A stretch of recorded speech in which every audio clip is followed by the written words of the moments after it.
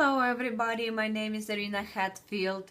You probably already can tell from my accent that English is not my first language, so it can get a little confusing. I apologize ahead for that.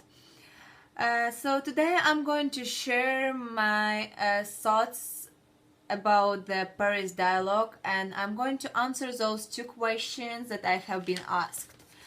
So for the question number one, I believe that there is a life after death. First of all, we all as a human being consist of bodies and souls. Person can proceed through the time even if the body is felt. In the first night of dialogue, we have the view from the mirror that person identity consistent in person has the same soul over time. So we can tell this is the same soul of your personal identity. When we die, we only bury the body, but soul still alive. We don't bury the soul. I think this is when the life after death actually starts.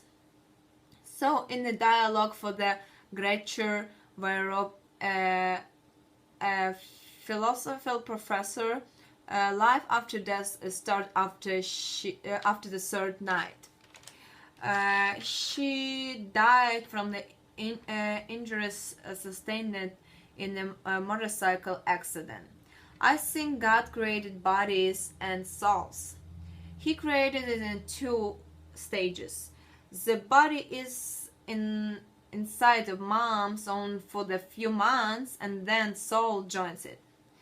The separation of the soul from the body is what we actually call death.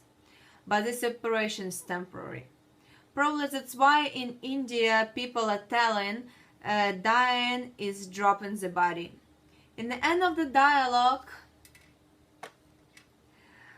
I already understand that Miller believes in souls. The point is that we don't really have access to soul. Soul are not tangible.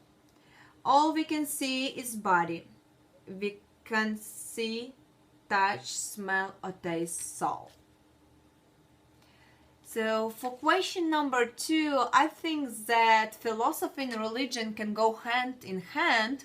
From my understanding, I think it would be very easy to convince someone who is not currently religious but believes in continuing identity to be transferred into a religion person who believes in God, heaven and hell.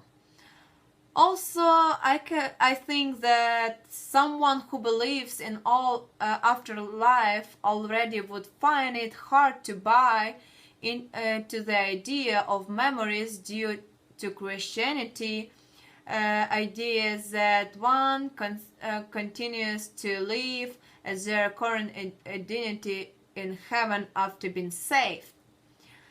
I can see how philosophy can push one toward religion, but it's also easy to understand how a religious person could have a strong enough beliefs to be pushed away from some philosophy ideas.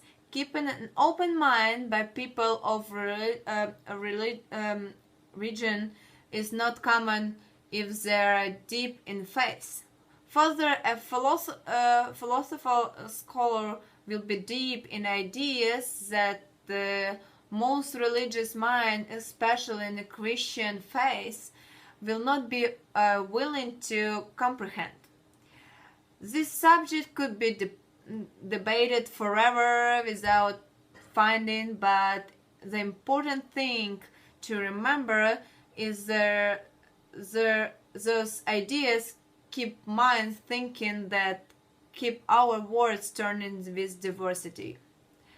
Thank you very much for listening. I hope you understood everything, and thank you again.